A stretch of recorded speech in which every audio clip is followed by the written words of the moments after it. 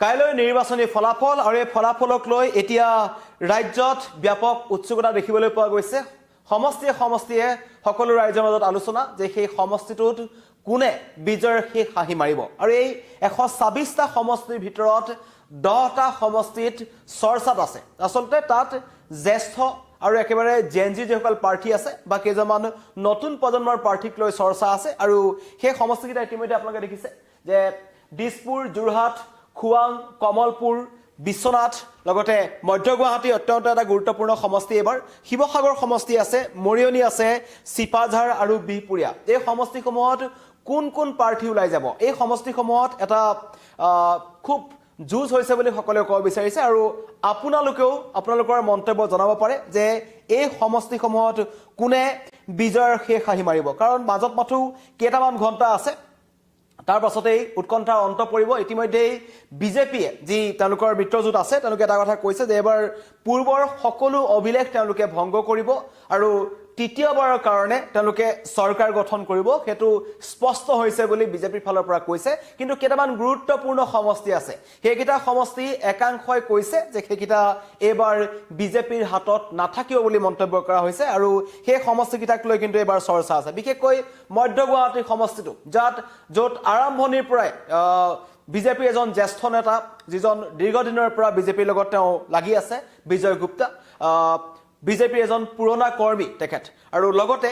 একেবাৰে কম বয়সীয়া কুংকি চৌধুৰী এই যুঁজখন এখন অন্যতম গুৰুত্বপূৰ্ণ যুঁজ হ'ব ইতিমধ্যে হৈ গৈছে ফলাফল কাইলে দেখা পোৱা যাব কিন্তু তাক লৈও সকলোৰে আশা আছে যে মধ্য গুৱাহাটী সমষ্টিটো এগৰাকী নতুন বিধায়ক পাব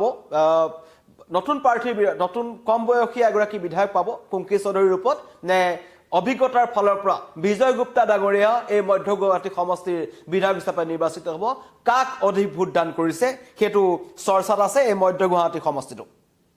কোনে শেষ হাঁহি মাৰিব কুংকি চৌধুৰীয়ে নে বিজয় গুপ্তাই কাৰণ এই সমষ্টিটোত আৰম্ভণিৰ পৰাই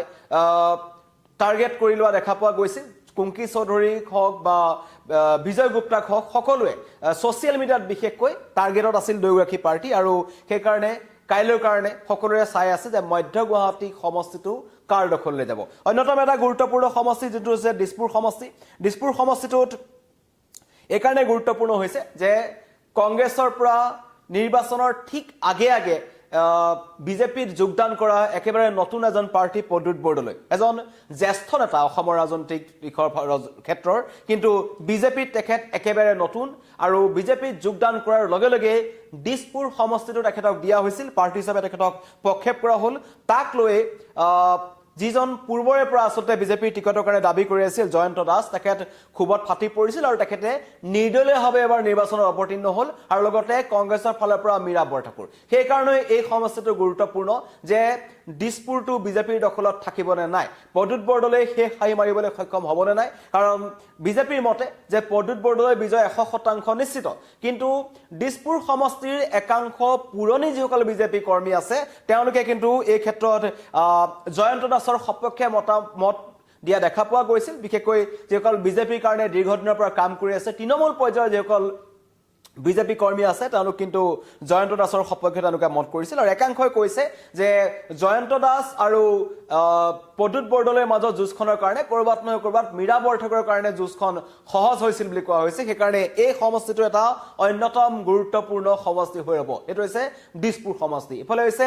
মধ্য গুৱাহাটী সমষ্টি আৰু লগতে খুৱাং সমষ্টিটোত লুৰিণজ্যোতি গগৈ আছে যিজনক যথেষ্ট আত্মবিশ্বাসী দেখিবলৈ পোৱা গৈছিল আৰু খুৱাং সমষ্টিটো তেওঁ অনায়াসে বিজয় লাভ কৰিব বুলি তেওঁ মন্তব্য কৰিছে কিন্তু যুঁজ এখন হৈছে আৰু সেইকাৰণে খুৱাং সমষ্টিটো এখন অন্যতম গুৰুত্বপূৰ্ণ হ'ব একাংশই কৈছে যে লুৰিণজ্যোতি গগৈৰ দৰে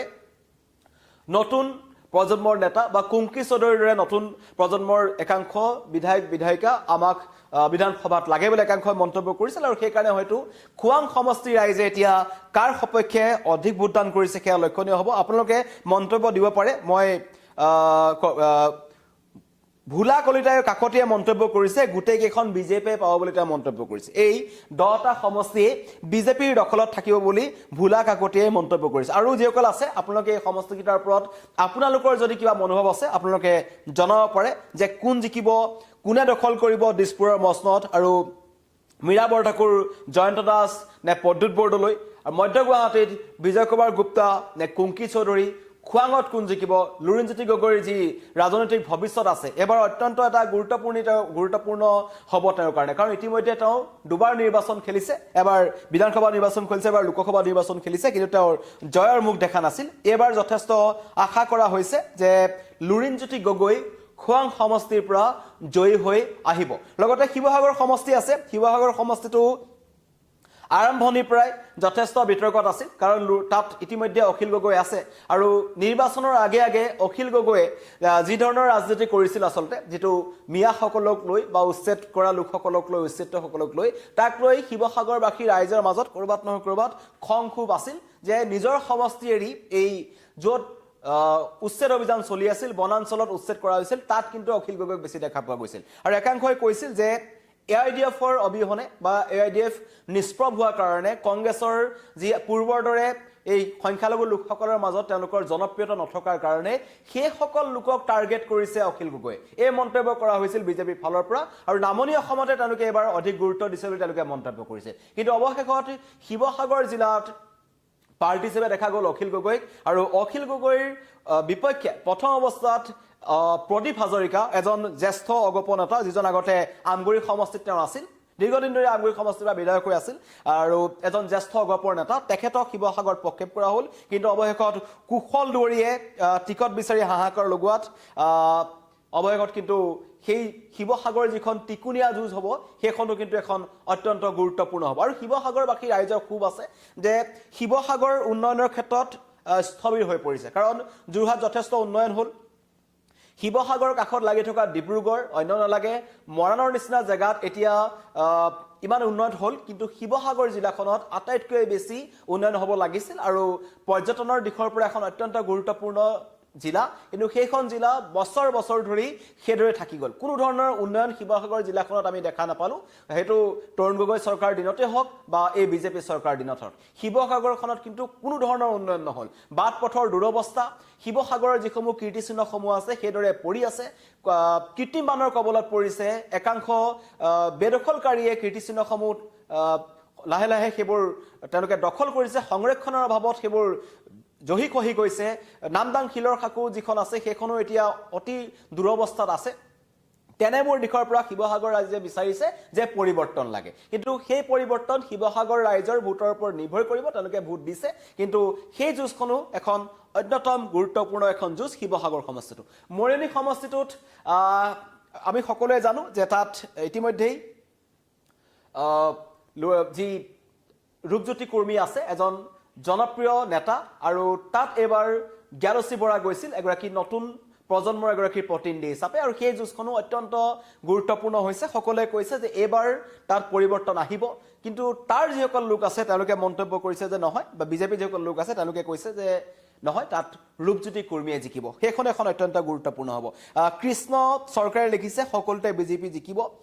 জহিৰ খানে লিখিছে মীৰা বৰঠাকুৰে দিছপুৰত জয়লাভ কৰাৰ সম্ভাৱনা আছে, মীৰা বৰঠাকুৰৰ কথাও লিখিছে। আৰু এইদৰে আমাৰ 2-4জনৰ মন্তব্য আহিছে, মই আপোনালোকৰ মন্তব্যসমূহ ল'বলৈ চেষ্টা কৰি আছোঁ। যে এই চৰ্চাত আছে 10টা বিধানসভা সমষ্টি, মই ইতিমধ্যে কৈছোঁ যে মৰিয়নি সমষ্টিত এটা গুৰুত্বপূৰ্ণ সমষ্টি, য'ত ৰূপজ্যোতি কুৰ্মীৰ যি ক্ৰমাগত যি জয়ৰ ধাৰা এইবাৰ ক'ৰবাত নহয় ক'ৰবাত স্তব্ধ হ'ব নেকি, কাৰণ ইতিমধ্যেই জ্ঞানশ্ৰী বৰাই কৈছে যে ৰাইজে মোৰ ওপৰত আস্থা দেখুৱাইছে আৰু মই প্ৰচাৰ চলাবলগীয়া হোৱা নাই, মোৰ হৈ ৰাইজে প্ৰচাৰ চলাইছে, এনেকুৱা ধৰণৰ মন্তব্য কৰিছিল। আৰু তেওঁ এবাৰ বিধানসভালৈ আহিব বুলি একেবাৰে আত্মবিশ্বাসী হৈ আছে। তাৰ বিপৰীতে ৰূপজ্যোতি কুৰ্মীও যথেষ্ট আত্মবিশ্বাসী, তেওঁ কৈছে যে সমষ্টি ৰাইজে মোৰ বাহিৰে কাকো নিৰ্বাচন নকৰে।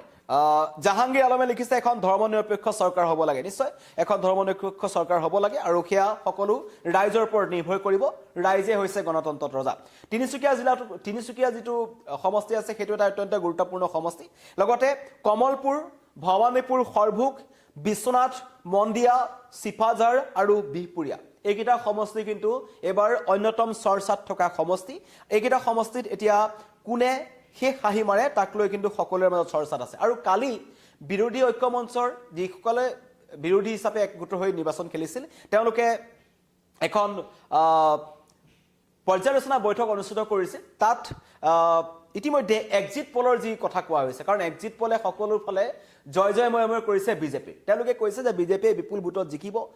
প্ৰায়বোৰ এক্সিট পলৰ যিবোৰ সমীক্ষা আছে তাত বিজেপি মিত্ৰজোঁটৰ ৮০ পৰা ৮৫ কিছুমানে ৮০ পৰা ১০০ লৈকে এনডিএৰ যি মিত্ৰজোঁট আছে তেওঁলোকক দিছে তাৰ বিপৰীতে কংগ্ৰেছ বা বিৰোধী তেওঁলোকে ২৩ৰ পৰা ৩০খন আসন দি ৰাখিছে আৰু সেই ক্ষেত্ৰত কিন্তু বিৰোধীৰ ফালৰ পৰা কোৱা হৈছে যে কালি ৰিপুণ বৰাই এটা মন্তব্য কৰিছিল যে এক্সিট পল নহয় এটো এটা মেনেজ পল আৰু হেতু কাইলৈ স্পষ্ট হ'ব যে কি হ'ব কিন্তু কালি অখিল গগৈ যেটো মন্তব্য আহিল তাৰ পৰা এটা নহয় এটা কথা স্পষ্ট হৈছে যে কৰবাত নহয় কৰবাত বিৰোধীয়ে আও পকিয়াকৈ তেওঁলোকৰ যে পৰাস্ত হৈছে তাটো মানি লৈছে কাৰণ কালি অখিল গগৈয়ে এই পৰ্যালোচনা বৈঠকখনৰ অন্তত এটা কথা কৈছিল যে আমাৰ চৰকাৰ হ'ব কিন্তু কাৰিকৰী কিবা কাৰণত নহব পাৰে কাৰণ আমি নিৰ্বাচনৰ আগে আগে প্ৰচাৰ চলাব নোৱাৰিলো কেইটামান সমষ্টিত আৰু হেতু একমাত্ৰ কংগ্ৰেছ এজেপি বা ৰাইজৰ দল তেওঁলোকৰ মাজত যি আলোচনাৰ যি যিমান সোনকালে হ'ব লাগিছিল তেওঁলোকৰ যি আলোচনাৰ বহিব লাগিছিল কোন কেটা সমষ্টিকাক এৰি দিব হেখিৰিক লৈ একদম নিৰ্বাচনৰ আগলৈকে ভোটদানৰ আগলৈকে কিন্তু খামখেয়ালি আছিল আৰু অৱশেষত তেওঁলোকৰ মাজত মিত্ৰতা হৈছিল কিন্তু সেই মিত্ৰতা অখিল গগৈ আপকেকৈ কৈছিল যে মিত্ৰতা পলম হৈছে আৰু সেই কাৰণে আমাৰ নিৰ্বাচনী প্ৰচাৰত কৰবাত নহয় কৰবাত কাৰিকৰী থাকি বিজুতি থাকি যোৱাৰ কাৰণে আমি জয়লাভ কৰিব নোৱাৰিব পাৰো আপকেকৈ কালি অখিল গগৈ হেতুৱে বুজাইছে কিন্তু বিশেষকৈ এবাৰ কুংকি চৌধুৰী বিৰোধীৰ কথা কৈ আছো যে কুংকি চৌধুৰী লুৰিনজ্যোতি গগৈ আৰু জ্ঞানশ্ৰী বৰা ইফালে অখিল গগৈ এওঁলোক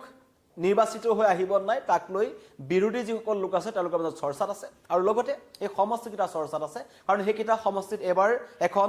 যুঁজ হৈছে বুলি সকলোৱে আশা ৰাখিছে আৰু বিশেষকৈ যোৰহাট যিটো সমষ্টি শেষৰ সমষ্টিটো এই যোৰহাট সমষ্টিটোত হৈ গ'ল গৌৰৱ গগৈ আৰু হিতেন্দ্ৰনাথ গোস্বামী বাকি সমষ্টিবোৰত যিদৰে প্ৰাৰ্থীসকলৰ মাজত তৰ্কাতৰ্কি হৈছে বা যি প্ৰাৰ্থীসকলৰ পৰা আশা নকৰে তেনেকুৱা ধৰণৰ মন্তব্য দেখিবলৈ পোৱা গৈছিল কিন্তু যোৰহাট সমষ্টি এই ক্ষেত্ৰত পৃথক আছিল দুইজন প্ৰাৰ্থীক যথেষ্ট সন্মান সহকাৰে মন্তব্য কৰিছিল আৰু হিতেন্দ্ৰনাথ গোস্বামীয়ে কৈছে যে লোকসভাত তেওঁ জিকিব পাৰে গৌৰৱ গগৈ কিন্তু বিধানসভাত তেওঁ জিকিব নোৱাৰে এবাৰ যোৰহাটবাসী ৰাইজে হিতেন্দ্ৰনাথ গোস্বামীকে ভোট দিছে কাৰণ এই বিগত ৫টা বছৰত যি সাংসদ হিচাপে যোৰহাটবাসীয়ে তেখেতক নিৰ্বাচন কৰি পঠালে এইখিনি সময়ত যোৰহাটৰ কাৰণে কোনো ধৰণৰ কাম নকৰাৰ অভিযোগ আছে গৌৰৱ গগৈৰ বিৰুদ্ধে আনতে গৌৰৱ গগৈয়ে কৈছে যে নহয় যোৰহাটবাসী ৰাইজে পূৰ্বৰ দৰে তেওঁৰ প্ৰতি আস্থা ৰাখিছে আৰু এইবাৰ তেওঁকে জয়লাভ কৰি পঠাব সেইকাৰণে কাইলৈৰ কাৰণে আমি ৰখিব লাগিব এক্সিট পলে যি ধৰণৰ সমীক্ষা দিছে তাক এটা কথা স্পষ্ট যে ৰাজ্যত পুনৰ বিজেপিৰ চৰকাৰ হ'ব কিন্তু বিৰোধীয়ে দাবী কৰি আছে যে নহয় বিৰোধী চৰকাৰ হ'ব তাৰ কাৰণে আমি অপেক্ষা কৰিব লাগিব কাইলৈৰ কাৰণে ধন্যবাদ